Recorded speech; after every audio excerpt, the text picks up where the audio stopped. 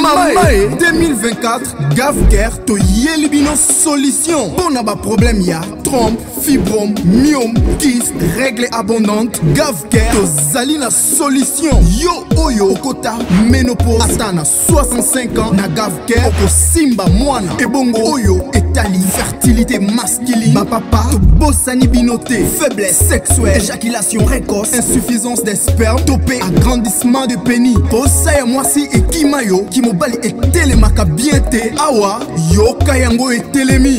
Et bongo oyo et tali loposo, vergeture, mabengi nduta, bouton, tache, acné, Gavker, ma produit ya solo, teint uniforme.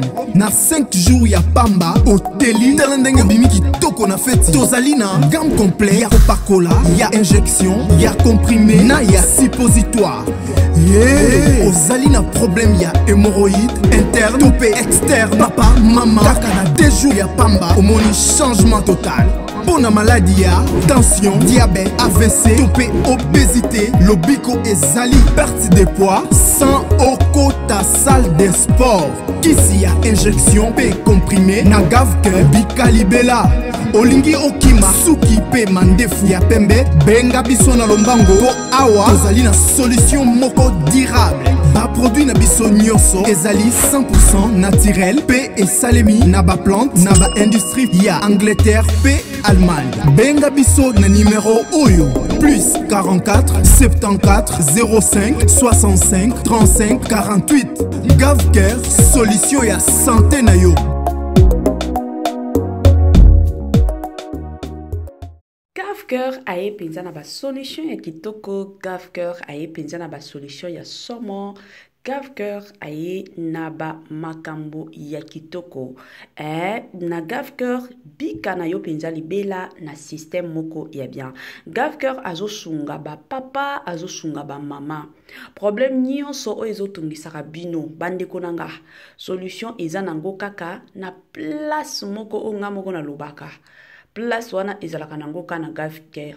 Place mosusu te. Gavker nde aza na ba solution matakita na système kaka ya tokos makasi. Bandeko nanga lelo toye na sango moko ya mawa. Je suis sûre et certaine que ebele abatu déjà tosi tomona yango mbutu sur les réseaux sociaux pas possible. Chroniqueuse na biso, youtubeuse na biso, autaki kotika biso. Mais jusque là, ebele abatu ba oyebate akufaki ndenge nini, ezalaki ndenge nini. Donc mituna eza nango ebele. Ka ndenge boyebi chez Mama Étoiline Inès TV, kuna bandeko nanga tobetaka nyonso tolobelaka pe nyonso bandeko nanga na système moko ya kitoko penza mingi makasi. Salut chers bouchous, salut chers abonnés, salut chers connaissances, salut surtout les amis de Étoiline Inès TV. J'espère que vous allez bien. Quant à moi, je suis bel et bien, super bien par la grâce de Dieu. Chers bouchous, chers abonnés et chers connaissances, yalelo na memeli bino sangomoko ya mawa, sangomoko ezo sala pasi mingi na motema. Avant kota kuna ekozala malamu mingi na ya nanu ko sensibiliser batu nyonso ya sika. Toyebi que chaque fois que to sala ka émission ya sika, batu sika pe bakotaka. Yango na yeko sensibiliser bino, si c'est la toute première fois ya kokota penza na chaîne na biso, chaîne moko ya kitoko, chaîne ya ba analyse somo, chaîne moko ya ba information pas possible. Je vous prierai surtout de vous abonner massivement. Abonnez-vous.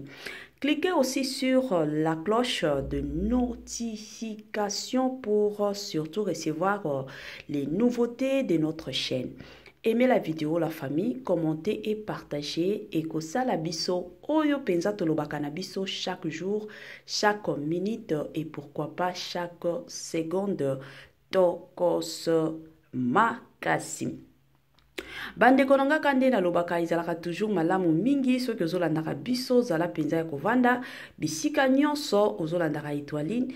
En tout cas zwa kiti na yo penza vanda tango ozovanda kawana tia mwa mai mwa jus mwa sucré mwa meli na yo na système moko kaka ya tokos. Bambote nanga na ye moko Linda Bukulu ya balinda, bambote na madame Judith Diampovisa, bambote na madame Céline Kaba, bambote nanga na ye moko madame Grace Mpoi, madame Marie-Josée Tchala, madame Sidonia Siala de partout au Bola Narabiso, bambote na mama Joséphine, mama Eugénise Manga, mama Tina Sambia, mama Titi, mama Christine Lonongo et pourquoi pas tonton héritier Yola, bambote bisika nyonso bozali na ndenge moko ya bien penza mingi makasi. La famille kande na balobeta masolo lelo oyo toye na sango moko ya mawa, toye lelo na sango moko ezolelisa, sango moko ezosala pasi penza na motema. Komona mwasi mbinga, mwasi kitoko, mwasi nzambe, mwasi moko bando solo na kitoko, lelo azali sosote. Bande konanga ezosala pasi. Komona mwasi kitoko atiki bana, mwasi nyonso soki aboti, makanisi na ye ezalaka epa ya bana, bana nanga bazala bien, bana nanga bazala bien, bana nanga bazala bien. Mais eosala pasi komona mama atiki bana na ye ka boye na mboka mopaya. La famille ezosala pasi penza mingi bandeko na ngai na motema. Congolais, Congolaises, partout ozali kotala biso toyeli yo offre oyo ezali na kati ya maluku, vente ya baterrain ya 20 mètres sur 15 awa na kati ya commune ya maluku. Baterrain oyo ezali kitoko, ezali na emplacement ya bien, ezali plat, ezali baterrain oyo ezali na problème ata moko te. Andeko na biso ozali kotala biso, contactez biso na numéro oyo ezali affiché na ba bande d'écran na bino. Contactez biso pour na ba précision. Baterrain oyo ezali kotekama na $350 ya pamba. Na $350 ya pamba ozui terrain na yo ya 20 mètres sur 15. Et puis il y a aussi possibilité ya kosomba terrain à crédit soki ozo somba à partir il y a 5 terrains. Donc à partir il y a 5 terrains mata ozali na possibilité ya kofuta ndambu. Voilà opportunité yango yo na porte ya ndako na yo. Contactez ba numéro na biso oyo ezali affiché pour na beaucoup plus de détails. Eloko nga na boyaka ezakaka un jour boya kovanda bo bandolo bakeno mama Etoiline Ines TV abano yebisa biso te. La famille ba mapango ya koteka, ba mapango ya kosomba yango wana oza na posa ya lupango, c'est le moment. $350 ya pamba oza na ona lupango sombeli bana na lupango o assurer penza o tolobaka futur ya bana na yo eza nango assurer na ndenge moko ya bien. To même si pas futur ya bana na yo ata futur ya yo moko, parce que tango okola otikalaka locataire bandeko nanga c'est le moment osombi lupango o bando tongisa na yo malembe ata soki ozwa 10 ans eza lupango na yo eza place na yo o bando tongisa. $350 ya pamba oza na yo na lupango na système moko ya bien. Bandeko nanga tozonga na makambo ya ndeko na biso Rafine Tumba El Patrona. Ebele zolobama bato balobi ebele sur liwa ya Rafine o apikaki nde crise o emataki ekitaki esalaki bo ezongaki ebele penza elobamaki. Bato mosusu baye na ba version na bango keno azalaki nde na cancer à motema. Ba docteur bamonaki yango ça fait 2 ans passé. Alors yaki ko salaki basengaki abando landela ba rendez-vous kandenge zalaka. Parce que bino moko boyebi na mboka mundele ozala na mbongo te soki ba moni mwa eloko moko boye na nzoto balandela kango bango bazalaka bongo. Soki yo pe ozala na temps yo pe koki komi pesa wana bakosunga yo bazalaka na bango bongo ofuta na yo après eza neti na mboka na biso te ke non ozobela avant babanda traitement il faut futaka chaque fois que ozokendaka na traitement na yo il faut futaka mais na mboka mundele bakotraite yo nano soki bamoni ke non makambo nyonso esili ale nde bataxe mbongo et à partir ya mbongo wana obanda ofutaka malembe ata soki ozwa yo 10 ans l'essentiel ozofutaka sikoyo kande nauti koloba selon baexplication bapesi biso balobi ye azalaki na maladi bongo aboyaki na ye ntango ka baanonsaki ye keno azalaki na cancer ya motema aboyaki na ye kokende abandi okende na ye te avandi na ye ka na ndako bon nayebi te na mutu abandi otia keno nzambe ka ndenge biso nyonso parce que toza bana nzambe mwana nzambe surtout biso bato ya mwindu eza na babibelabela neti bacancer wana la plupart ya biso bato mwindu tondimelaka yango te bato oyo bandimelaka yango epuis balandelaka traitement nango ezalaka mindele biso bato ya mwindu bandeko na ngai eza kaka bakongolais te bato ya mwindu de partout soki bapesi ye kaka nouvelle wana bandeko na ngai ebele ya bato ya mwindu balandelaka yango te babangaka déjà moto azomona ndenge azokende okufa omona bato mosusu s'il s'agit ya bagene prière akokota s'il s'agit ya banini akokota l'essentiel aokende na ye te bon de l'autre côté bayebisi biso ke non eza apekaki crise kande na lobaka vanité de vanité tout est vanité na se ya moi eza na bato mosusu ere mosusu babosanaka ke non toza bapèlerin toza baleki nzela toza bapaya na se ya moi tant de personnes babosanaka penza makasi bato mosusu bamimonaka neti soki aza na se ya moi soki aza na bomoi c'est comme si ye aleki baninga mosusu aleki bandeko mosusu bato mosusu bakoma na bango bongo alors lelo oyo Etoile Ines TV aye kosala penza message na ye kosensibiliser bino ka ndenge ezalaka ka ndenge tomoni bato ebele na bapage ebele bakendaki kozwa